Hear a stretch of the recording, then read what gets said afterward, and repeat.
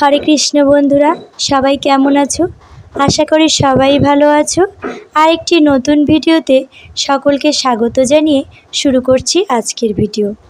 আজকের পর্বের আলোচনার বিষয় ইন্দিরা একাদশী 2024 কবে, 27 নাকি 28শে সেপ্টেম্বর।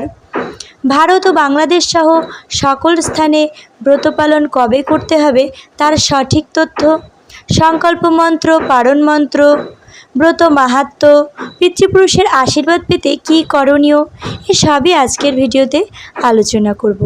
মূল ভিডিওতে যাওয়ার আগে সকলের কাছেই অনুরোধ, ভিডিওটি ভালো লাগলে অবশ্যই একটি লাইক এবং কমেন্টে জয় শ্রীকৃষ্ণ লিখতে ভুলবে না। এই ধরনের ধর্মীয় নতুন নতুন ভিডিও পেতে চ্যানেলটি সাবস্ক্রাইব করে দিও।